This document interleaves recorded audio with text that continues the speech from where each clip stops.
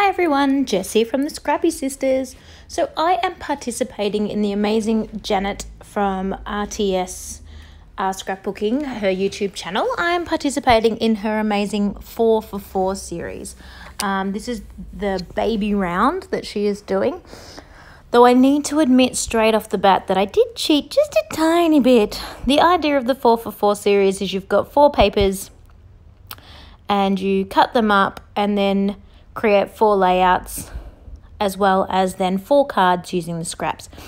I cheated a little bit because I actually used a pre-made kit, my kit subscription, so it had a lot more than 4 pieces of pattern paper, but otherwise I played along pretty exactly to what Janet did. In fact, this is a massive scrap lift of what Janet did because I loved it so much. So this is the Happy Horizontal, I think, or I can never remember. The block design maybe? Oh, I can never remember. But basically, I've got 2 bits of pattern paper. They were originally 6 inches wide. Obviously a little bit skinnier than that, but 6 inches wide. 6 by 9 by 6 maybe? I think I got some 3 by 4 cards off the end of the side. But yes, so I stuck those together and then used a branding strip down the middle and a piece of ribbon down the middle and a piece of twine down the middle. So the branding strip and the ribbon I stuck down with score tape, and the twine I glued on and I left to dry. Yeah. And so I am going to be creating a whole line of clusters down the right hand side. Now if you have seen Janet's layout number 1, you will know exactly what I'm doing, because this is pretty much exactly what she did.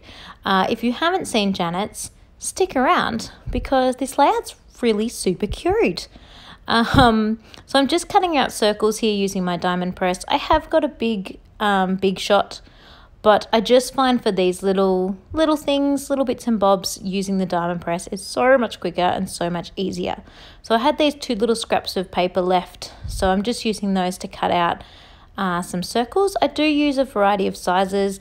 The dies I am using are the ones that came with the diamond press, or they are the diamond press brand dies, which you probably won't be able to find really anymore, because I think diamond presses no longer, not 100% sure, had it for a while. So anyway, cutting away at those, and I'm going to use those, as I said, to create a like an embellishment cluster. Cluster is a very generous word because it's like an entire side of embellishments all the way down that right hand side of the page. So I actually found this really difficult to do.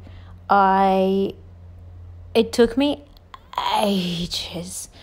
So I've edited quite a bit out of this video. It was really fiddly what I was doing with this video, and I don't know why. Like these letters, I was going to stick them up there, but then I realized you couldn't see them very well, so I do move them down below. They were like cork, fake cork, like the chipboard letters, but the pattern or the decoration, the color on the front were cork, which I didn't really like the look of, so I embossed them to make them gold. And I don't know why, but I just did it in the most awkward way possible, and it took forever to do. It should have been so easy, but I was just mucking around with those, so I completely just cut that out of the video because it was just ridiculous how long that took me. But basically I just get my embossing pen. I have a pen of the embossing glue, and I just color in the top part of the letter, sprinkle my embossing powder on top, shake it off, and use my heat gun. Simple as that. Most of this collection is the Amy Tangerine, I do believe. Colourful. Ooh, I better go find out for you because I am sure you would like to know what it is really called. Some of you are probably sitting there telling me what it's called. But yes, I found this collection a little bit difficult to use. There's a lot of big pieces of ephemera in this collection, so that was a little bit tough.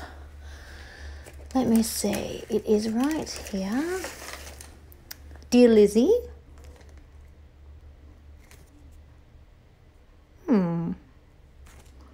I don't know. Printed die-cut shapes for journaling, page decoration, or gift tags. But it doesn't say what part of the Dear Lizzie collection. So, just a Dear Lizzie. Sorry. Hopefully someone knows and they can comment that down below. So, that big gold circle love is just huge. Like, it's bigger than my fist. And I was really struggling to use that. So, it's just going to get the entire piece layered underneath the photos. Usually if I layer under something like that, I cut off so that I can use a bit more next time. This piece, nah, it's massive. I don't even know how I'll use it again the next time. So just the whole thing is going under there. It's too hard.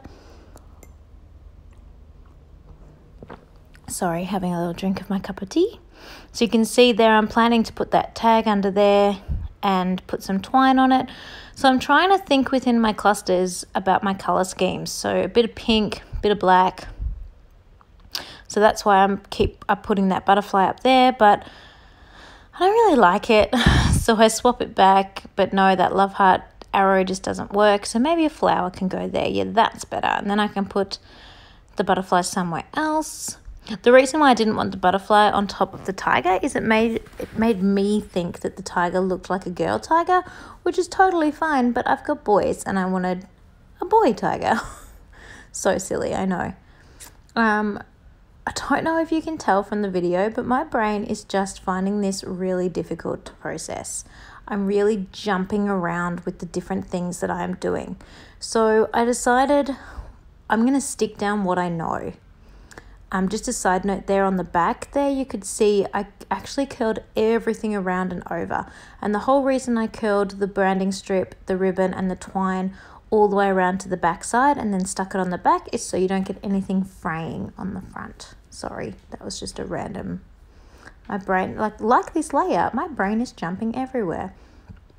So yeah, I thought I was feeling really stuck and really forced with this layout, so I'm just going to stick down the things that I know. And you could see me there just turning that giant piece of ephemera. I was just turning it so you couldn't see the word love, and it just looked like a really gorgeous gold mandala in the background.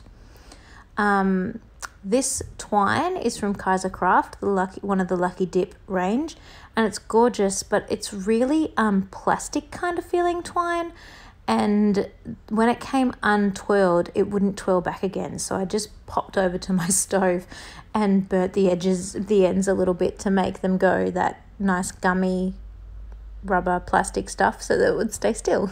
I hope that made sense.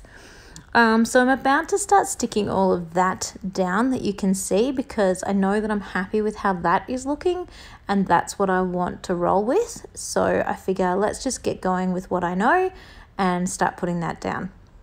So I edited this video a lot. There was a lot of footage and I still kept it quite long, mostly just to show you on my days when I struggle, on my days when everything is just really hard. I knew what I wanted to do. I was even scrap lifting somebody else in this case with the 4for4 series, but I just still couldn't get the flow to work. So I just thought I would, demonstrate the thought process there. Also, if you're wondering why I'm sticking this photo on upside down, there are two reasons to that. One, that's actually the way I took the photo. It was one of those moments when your boys are laying on the floor and you walk away and they're like, go all twisty trying to, where are you going? Mum, what are you doing? Hang on, are you walking away? And it was just amazing. I have that gorgeous photo on the left of my eldest when he did that, and then a few days ago on the right, my youngest Tom did the exact same, and he just looked so identical. They just looked so identical to each other when I saw him pull that position. And then, of course, I had to look up the old photo of Jack just to see, am I imagining things or do they look really similar? And I realised when I went and looked it up that they were pretty much exactly the same age. There's 2 weeks difference in age between the boys in these photos. And so that makes total sense to me now. They're both about 5.5, 6 months old. And yeah, I just thought they looked so similar. Obviously completely different seasons, because one's in a big fleecy onesie and one's in like singlet top. But yeah, so that's why I named this layout same but different, because I think they look so similar, but obviously there's really striking differences between them, and just their personalities are really different as well. So I'm still struggling with my right hand side. I love the llama down the bottom with the love heart and the kiss hug. So I'm just going to stick it down because I'm really happy with how it's looking. I've cut some of the big embellishments in half because I know that I don't need the whole piece. Now I'm struggling because I cut that sun in half and I really love it, but I really love having half of it over on the tag, and I thought it looked a bit wrong having the two of them really close together. I thought perhaps they needed to be further apart from each other. I don't actually think I end up letting that worry me as the layout continues on, but at this point in time, that's what's bothering me. I'm also trying to spread out the diagonal stripe paper and the cactus paper that's the same as the base paper, and I was trying to match up the direction of the diagonals there. I don't know if you can tell, but I stuck that diagonal circle up with foam tape, so I'm trying to sort of vary the dimension with the different height and everything also. So in the exclusive cut apart sheets that come with my Kidaholics kit, there were these different coloured flowers, and so I really wanted to put those all the way down the right hand side. They were going to be sort of a continuous flow, a continuous element that even though they're different coloured, they're the same shape, they're the same style of flower, and I wanted that sort of continuity to tie it all in together. So I've gotten halfway-ish, even less than halfway, on the right hand side, and I'm still not happy. I'm trying to work with this watermelon piece and it's not really working. I'm trying to work with this cactus piece and it's not really working. I'm really having trouble. I pulled over some of the pot plants and things before, you might have noticed, but I realised by including the pot plant, I was going to lose too much of it, and it was super cute, so I didn't want to waste it. Story of my life. So I'm happy with how that tag was looking, so I'm going to glue those things down. In the end, I didn't worry about the fact that the two halves of the sun were too close together, because I do get pretty much covered up.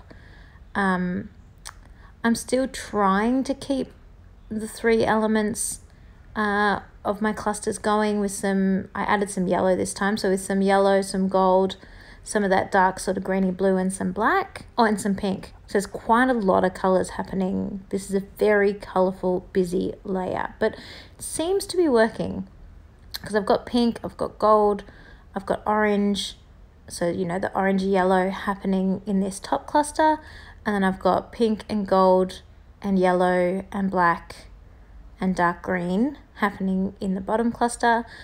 With the tiger cluster, I'm not too phased about the dark green because it's on that dark green background with the cactus colours being dark green. There's a little bit of black and sort of yellow with the tiger, but I know as well, you might have seen me before, I sort of snuck it on. I was just checking if the black rhinestones would work, and I was happy with that being a bit of the black pop as well. So there will be a black rhinestone put up there also. So I found this little flower cluster, and I think that's going to be the thing that works for me, but I've still got quite a decent sized hole there that I just can't fill. I'm getting frustrated. So I'm digging back through everything, and I see this handbag. I'm like, I'm never going to use this handbag. And that little tassel on the handbag is cute, and the colouring is cute. You know what? I'm just going to cut it. So I end up cutting 2 circles out of the handbag to add, just to fill in some of the gaps, to fill in some of the space down on that right hand side. So out comes my diamond press again. It just sits in the top drawer of like a set of drawers on my right hand side, so really within arm's reach, easy peasy. And yeah, so I just decided this handbag is not really an item that will easily get used on a layout for me, but I love the color and the stripe and the pattern and the design on it. So instead of trying to squeeze it on where it won't work, I'm just going to roll with it in a way that will work. So they can take up some of the gap there. Oh, I've also got my dies on a piece of magnet that you could see there, and I just stick them in a sandwich bag just in case they flick off the magnet. Then they won't get lost, they'll just fall into the sandwich bag, which makes me happy. Still not loving the watermelon, but I'm liking the top part of this better. I'm like, okay, we're getting somewhere. I've still got a bit of a gap there in the center, but we're getting somewhere. So I think I'm going to stick down starting from the top and roll with it and see how it comes. And then I realize when I stick this big flower cluster on that a good, I don't know, maybe a good third of it is actually hanging off the page, which is I wanted it to, but then I realized, duh, you can use that bit that's hanging off the page. So I quickly cut that off. Usually I let everything dry before I start cutting it off, but I was like, oh, that is going to be the thing that fills up my gap. And so I just put it as far down as I could, as far down as I hadn't already filled in, so that they weren't too close together. And I'm feeling a bit happier now. It's amazing how quickly that turned me around. It's still tricky. I still don't want those two bits of handbag close together. I still want to spread those out. And I'm a bit determined to use all of the circles that I cut, because otherwise I feel like I wasted my paper, which is so ridiculous. I could save them for another layout, but apparently no.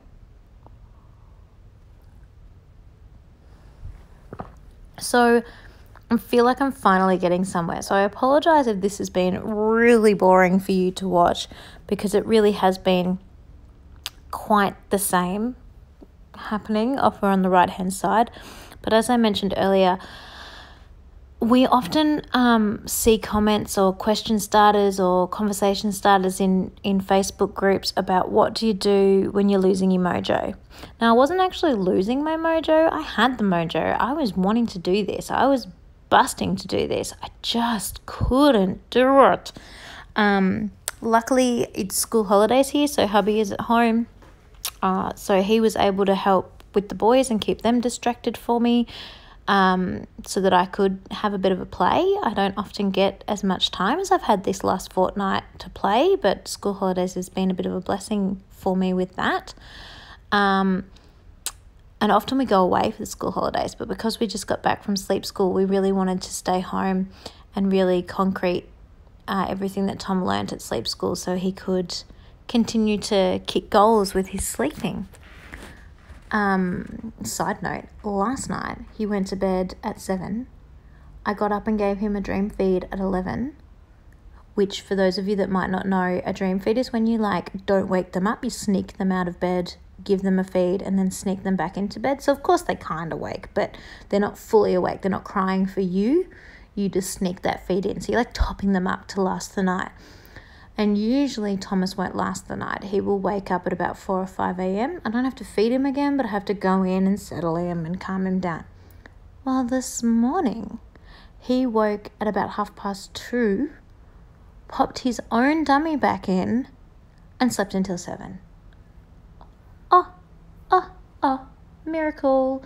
This small child before sleep school was waking every hour for months. Hence why we went to sleep school. So I'm pretty stoked. I don't know if he'll do that again, but even still, what an astronomical improvement compared to every hour. Now, back to what we're doing here. So you can see I'm almost done. I'm finally getting it. This is working now. I'm happy. It's really coming together, that flow of embellishments down the right hand side, so that is super cool. I'm just about done. I gave up on that piece of watermelon because it just wasn't going with what was happening on the layout. I'm sticking on those gorgeous words there, just 3 words because, you know, odd number always looks nice, draws your eye to the center.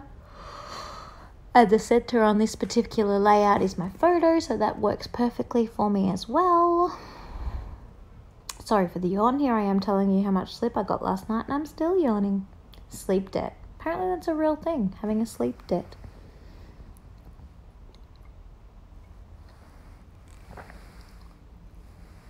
So, did you enter our giveaway? It's finished now, so sorry if you didn't. You've missed out. But we will be drawing the winner and announcing that ASAP so we can get these out. In fact, they may already be announced. I should stop.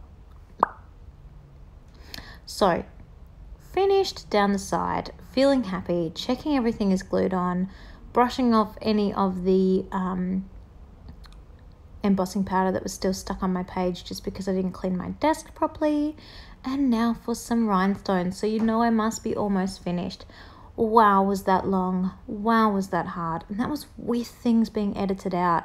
Goodness gracious me.